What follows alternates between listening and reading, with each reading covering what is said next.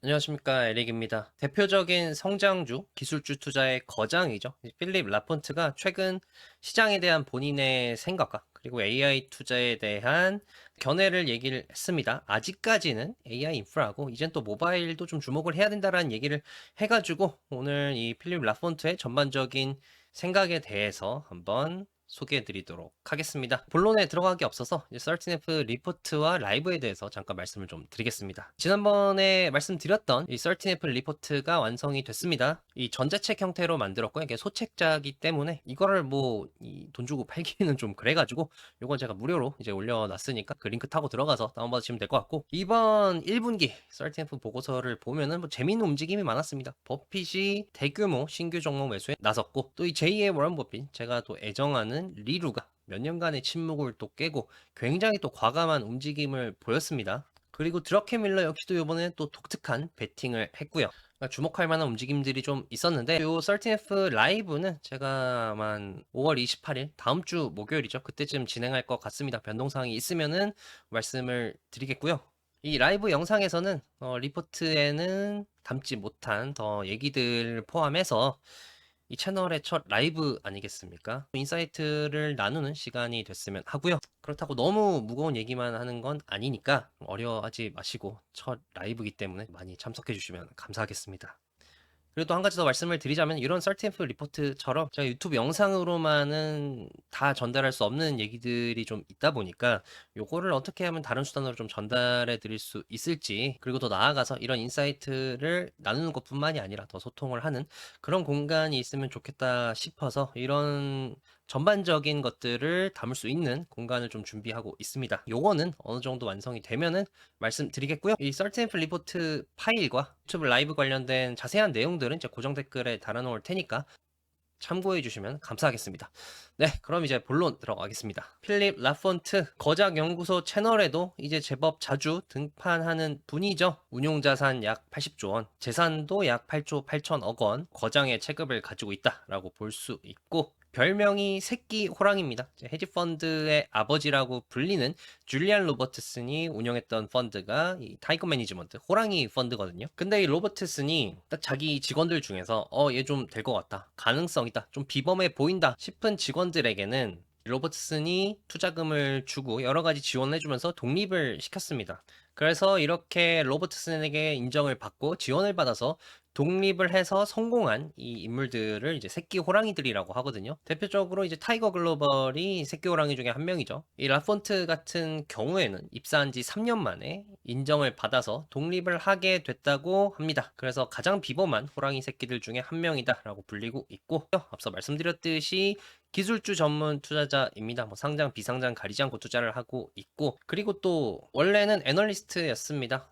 그만큼 리서치에 굉장히 진심입니다. 그래서 이제 라폰트의 프레젠테이션을 보면은 그냥 우리가 구할 수 있는 데이터뿐만이 아니라 직접 비싼 돈을 주고 사는 이런 대안 데이터들까지 모아가지고 제공을 하는 상당히 질이 높은 리서치를 하고 있습니다. 그래서 라폰트의 영상은 이 자료 때문이라도 한 번씩 볼 필요가 있다는 점 말씀드리고요. 네, 오늘의 내용은 이렇습니다. 지금 시장이 AI 우려를 거치고 이란 전쟁을 거치고 이제는 인플레이션 우려가 흔들고 있는데, 시장을 의심하지 마라, 이렇게 강한 시장은 없었다라고 얘기하고 있고요. 그럼 이렇게 강한 시장에서 어떤 선택을 해야 되냐? AI 주식인데 AI 주식 중에서도 아직도 그리고 앞으로도 당분간은 반도체, 정확히는 이제 인프라 관련 주식들이다라고 얘기를 했습니다. 그리고 그러면서 이제는 이 AI의 새로운 시대가 펼쳐지고 있기 때문에 여기서 모바일 쪽도 좀 수혜를 받을 수 있다라는 얘기까지가 오늘의 내용입니다. 네, 그러면은 이 라폰트의 전반적인 마켓 뷰부터 알아보도록 하겠는데요. 한마디로 이거는 그냥 불마켓이 아니라 거의 뭐 미노타우스급 마켓이다라고 볼 수 있겠습니다. 지금까지 시장을 괴롭힌 악재들을 한번 살펴보면요, 이 외부 요인들이 있죠. 관세 전쟁이라든지 뭐 이스라엘과 하마스로 대표되는 중동 분쟁이 있었고, 그러다가 결국에는 이란 전쟁이라는 큰 악재가 터졌죠. 그리고 이로 인해서 오일 쇼크 역시도 발생했습니다. 그러다 보니까 이제 인플레이션 우려가 제기가 되면서 금리 인하는커녕 고금리가 지속될 것 같다라는 전망이 이어지고 있고, 또 이외에도 밸류에이션 측면에서의 우려도 있습니다. 지금 시장이 너무 비싸다 보니까 이거 버블 아니냐라는 얘기가 시즌마다 계속해서 등장하고 있죠. 그래서 이렇게 악재가 많음에도 불구하고 시장은 신고가를 기록했습니다. 지난 4월 수익률만 살펴보면요. 그 한 달 수익률이 2020년 4월 이후 최고치라고 합니다. 그러니까 코로나로 장이 급락한 다음 급반등하는 그 기간을 제외하면은 2020년 이후 가장 높은 수익률이었다라고 볼 수 있겠습니다. 이렇게 시장이 좋은 이유는 경제가 탄탄해서 그렇다는 게 라폰트의 뷰입니다. 이 왼쪽은 시장의 금리 예상이고요. 오른쪽은 5년 인플레이션 기대치입니다. 그러니까 왼쪽을 보면은 이 민트색은 전쟁 전에 이 시장의 금리 예상이고 파란색은 전쟁 후에 이 금리 예상인데 뭐 이제는 다들 아시겠습니다만 이 이란 전쟁 이후로 고유가가 지속이 되면서 금리 인하는커녕 이제는 연말에 금리 인하가 될 것 같다라는 시선이 계속해서 늘어나고 있죠. 그런데 요거는 물가 때문이 아니라 시장이 전반적으로 경제가 강하기 때문이다라고 라폰트는 해석하고 있습니다. 왜냐면 오른쪽을 보면은 5년 인플레이션 기대치를 보면은 최신치를 기준으로 하면 한 2.26% 정도 됩니다만 요 정도면은 향후 인플레이션이 오래 지속될 것이라고 정작 채권 시장은 보지 않는다는 얘기입니다. 그렇기 때문에 라폰트는 예전부터 계속 얘기해왔거든요.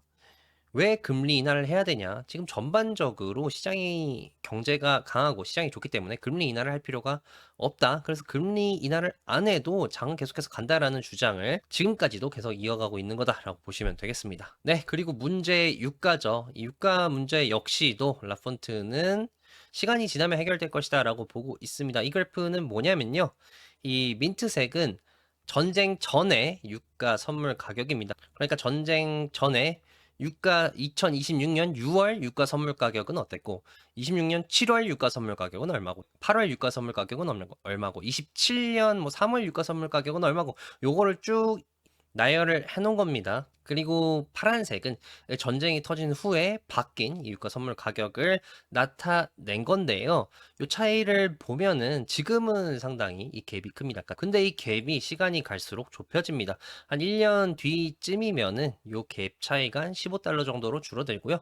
2년 뒤면은 한 11달러 정도로 줄어듭니다. 그러니까 원유 시장에서도 시간이 갈수록 지금이 유가가 점점 제자리로 내려올 것이다 라고 예상하고 있다는 거죠. 물론 이 원자재 시장의 변동성이 상당히 크기 때문에 지금 원유 시장의 요 뷰대로 유가가 그대로 갈 것이다라고 보기 힘듭니다만 어쨌든 지금 시장은 그렇게 생각하고 있다라는 겁니다. 네, 이렇게만 보면은 지금 상당히 시장도 좋고 경제도 좋습니다. 근데 이 좋은 시장이 그냥 마냥 좋은 거는 아닌데 일단 변동성은 굉장히 큽니다. 지금 빅스 지수로는 잘 나타나지 않습니다. 요거는 이제 옵션 가격의 변동성을 기준으로 계산하는 거고 요거 그 로직 때문에 지금 시장에서 우리가 체감하는 변동성이 바로 반영이 안 되는 이런 특징이 있습니다만 근데 아주 단순하게 이 시장이 플러스 1.5% 이상 마이너스 1.5% 이하로 움직이는 날이 얼마나 됐나 그 단순한 기준을 한번 보면은 변동성은 상당히 크다는 거죠. 올해까지 1.5% 플러스 마이너스 1.5% 이상 움직인 일수가 70일 정도 됩니다. 근데 2005년 이후로 가장 이러한 움직임이 빈번했던 시기가 2020년 코로나 때거든요. 그때가 71회였습니다. 그러니까 지금 2026년 5월까지 70범이니까 앞으로 남은 7개월을 감안하면은 2026년이 가장 변동성이 큰 한 해가 될 수 있겠죠. 그래서 어쨌든 그만큼 변동성이 큰 한 해고 또 시장의 속사를 살펴보면은 이제 승자와 패자의 차이가 명확합니다.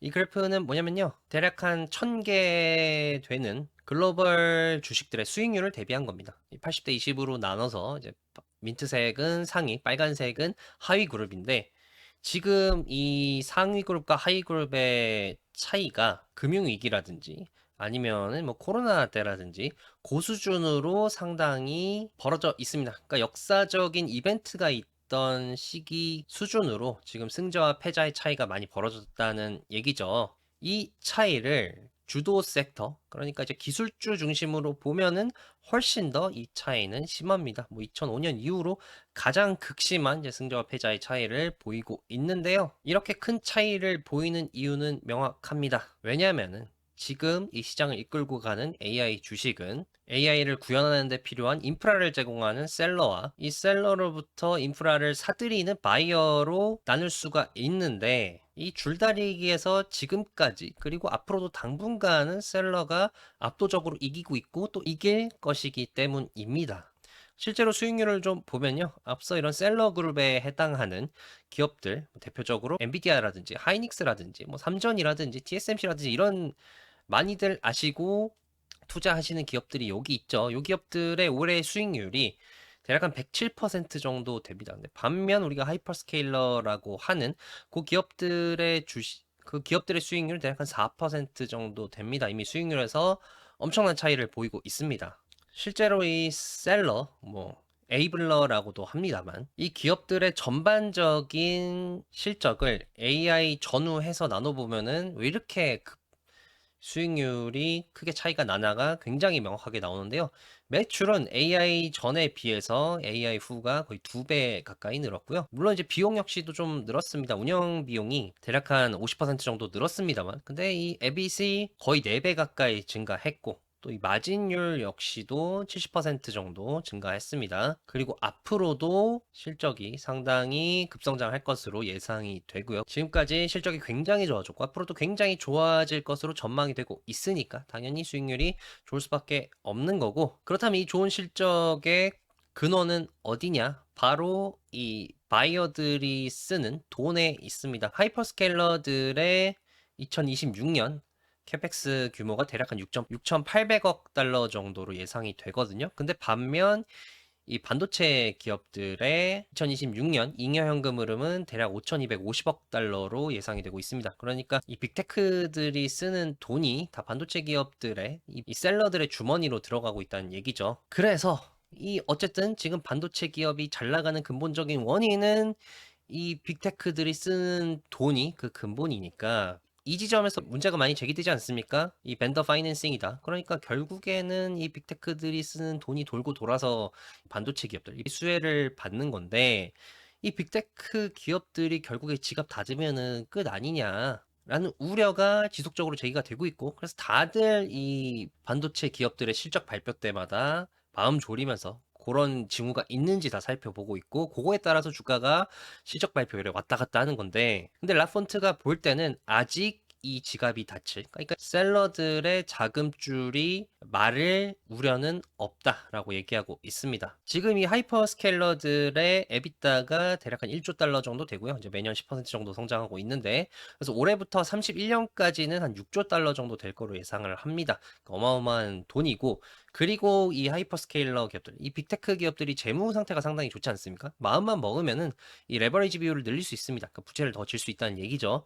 그래서 거기서 또 나오는 돈이 있을 거고, 그리고 또 빅테크만 투자하는 게 아닙니다. 이 국부펀드라든지 사모신용이라든지 이런 쪽의 돈들도 지금 줄을 서고 있기 때문에 대략 한 2031년까지 12조 달러 정도의 자금이 대기하고 있다. 그래서 이 셀러들의 자금줄은 당분간은 마르지 않을 예정이다라고 라폰트는 보고 있습니다. 그래서 지금 AI 주식들을 보면은 AI가 미래에 어떻게 될 것이다라고 사람들은 많이 예상하고 기대를 하지만, 정작 지금 시장에서 보상받고 있는 기업들은 지금 당장 돈을 벌고 지금 당장 마진율이 높아지고 지금 당장 가격 결정력을 유지하고 있는, 지금 실적을 내고 있는 기업들의 보상을 주고 있다는 겁니다. 근데 반면 미래를 위해서 투자를 하고 아직까지 돈을 쓰고 있는 기업들, 그러니까 딱히 지금 AI로 인해서 즉각적인 매출이나 이익이 보이지 않는 기업들, 그러니까 바이어 기업들이죠. 이 기업들 같은 경우에는 시장이 외면하고 있습니다. 그래서 빅테크, 이 M7 기업들의 주가가 이 셀러들에 비해서는 그렇게 좋지 못하죠. M7 기업들만 보더라도 올해 수익률 기준으로 나스닥보다 수익률이 안 좋은 기업들이 있죠. 그리고 나스닥보다 수익률이 좋은 기업들이라도 하더라도 그중 몇몇은 나스닥 수익률과 거의 비슷한 수준을 보이고 있고요. 그래서 뭐 메타나 마이크로소프트나 아마존의 PR 추이를 보면은 연초부터 계속해서 하락하고 있습니다. 아마존만 좀 비슷한 수준을 유지하고 있고요. 그런데 우리가 이런 기술 혁신들의 패턴을 보면은 초반에는 인프라를 깔고 그 이후로 산업이 정말 성장하게 되면은 진정한 승자는 그 인프라를 이용하는 기업들에서 나온다고 하잖아요. 예를 들어서 스마트폰 같은 경우도 이 스마트폰이 보고 보급이 되고 난 다음에 이제 어플리케이션이라는 시장에서 메타 같은 승자들이 나타났고요. 이제 메타가 퀄컴보다 훨씬 더 큰 기업이 됐죠. 그래서 언젠가는 이런 소프트웨어 기업들이 결국엔 승기를 잡을 확률은 높지만 그 언젠가는 좀 먼 것 같다라는 게 라폰트의 생각입니다. 지금 이 AI 산업이 돌아가는 판을 보면은 여전히 또 인프라 기업들의 이 수요가 추가적으로 또 폭발할 것으로 보이기 때문입니다. 이 라폰트는 지금 AI 산업의 시기를 이렇게 구분을 합니다. 우선 첫 번째로는 오픈 AI가 창업이 됐고, 그 다음에 지금 이 GPT의 근간을 이루는 이 트랜스포머 모델이 나왔죠. 그리고 GPT 1, 2, 3이 나오고 2022년 말에 드디어 챗 GPT가 출시되게 됩니다. 그 이후로 GPU가 주목을 받게 되면서 엔비디아의 독주가 펼쳐졌고, 그 다음에 이 2025년 이후로는 어떤 시대냐? 바로 클로드 코드 모먼트다 라고 라폰트는 보고 있습니다. 그러니까 이제 에이전트 AI의 시대가 열리기 시작했다는 거죠. 실제로 그런 기미는 이미 보이고 있습니다. 이 그래프는 뭐냐면요. 이제 GitHub 리파지토리 건수를 나타낸 겁니다. GitHub의 뭐 프로젝트 저장소다라고 보시면 되는데, 지금까지 인기 있었던 것들, 뭐 페이스북이 개발한 리액트라든지 아니면 리눅스라든지 이런 거에 비해서 이 오픈클로가 말도 안 되는 성장률을 지금 보이고 있습니다. 그러니까 그만큼 지금 에이전트 AI 시대가 성큼 다가왔다는 것을 보여주고 있는 자료라고 볼 수 있고, 이렇게 에이전트 AI 시대가 되면은 당연히 토큰의 사용량이 폭발을 하겠죠. 지금까지도 토큰 사용량이 굉장히 급증했습니다만 앞으로는 더 급증할 것이다 라고 라폰트는 보고 있습니다. 그런데 이렇게 토큰 사용량이 급증하면은 당연히 이 칩 수요가 늘어날 텐데, 근데 이번에 늘어나는 수요는 좀 다각화가 될 것이다 라는 얘기가 나오고 있고, 라폰트도 이에 대해서 동의는 합니다. 지금까지는 AI에 있어서 이제 AI를 훈련시키고 또 AI를 활용하면서 추론하고 이런 작업이 대부분이었기 때문에 GPU 수요가 압도적이었단 말이죠. 그래서 CPU 대 GPU 비율이 대략 한 뭐 1대 4에서 1대 8 정도 됐습니다. 근데 이제 앞으로 에이전트 AI의 시대가 되면은 이 수요가 다각화됩니다. 왜냐면은 이 에이전트 AI가 이제는 인간을 대신해서 작업을 알아서 자기가 다 하잖아요. 그러니까 이 에이전트가 웹서치도 하고 엑셀 같은 어플리케이션도 자기가 다루고, 그리고 또 다른 뭐 에이전트라든지 봇들과도 협업을 하고 뭐 이러면서 전반적인 작업을 진두지휘하고 진행할 것이기 때문에 이 과정에서 CPU 수요가 늘어날 수밖에 없습니다. 그래서 이 AMD에서는 CPU 대 GPU 비율이 거의 뭐 1대1 가깝게 다시 교정될 것이다 라고 전망하고 있습니다. 그래서 이미 이 CPU를 줄여가려는 기업들이 주가가 또 많이 떠오르고 있죠. 뭐 CPU 외에도 샌디스크 같은 기업들이 또 메모리 때문에 뜰 것이다라고 보고 있고. 그런데 이 라폰트는 이런 칩 수요 다각화 외에도 이제 모바일 얘기를 꺼냈습니다. 한마디로 우리가 가진 스마트폰이 이 에이전트 AI를 다루는 리모컨 같은 역할을 하게 될 것이다라고 보고 있는데요. 우리가 예를 들어서 비즈니스 미팅을 하러 가는데 지금 미팅을 하기 전에 빠르게 뭔가 산업과 관련된 리서치 자료가 필요하다고 칩시다. 그러면은 그 리포트를 만드는데 하나의 에이전트가 다 하는 게 아니라 여러 에이전트가 각기 파트를 담당해서 작업을 진행하게 될 거라는 얘기입니다. 전반적인 산업 구조, 뭐 점유율이라든지 향후 산업 전망이라든지 이런 것들에 대해서 리서치하는 에이전트가 있을 거고, 또 그 산업을 구성하고 있는 주요 기업들, 또 그 기업들의 성장세나 현재 이슈나 혹은 또 밸류에이션, 뭐 이런 문제에 대해서 또 조사하는 에이전트가 있을 거고, 그리고 또 이런 자료들을 뭐 슬라이드라든지 그래프라든지 이렇게 보기 좋은 형식으로 바꿔주는 작업을 하는 에이전트가 있을 거란 얘기입니다. 그런데 이런 여러 에이전트를 바로 우리는 스마트폰을 활용해서 다 조율할 것이라는 거죠. 예를 들어서 이제 왓츠앱을 통해서 작업을 지시를 하면은 이 여러 에이전트들이 각자 분업해서 결과물을 내는 이런 형식으로 가게 될 것이다라고 얘기하고 있습니다. 네. 그래서 최근 설티니프 보고서가 나왔죠. 그러면은 뭐 이런 전망 하에서 이 라폰트는 어떻게 투자하고 있느냐? 이 그래프는 이 필립 라폰트의 헤지 펀드인 코트 매니지먼트의 탑5 종목입니다.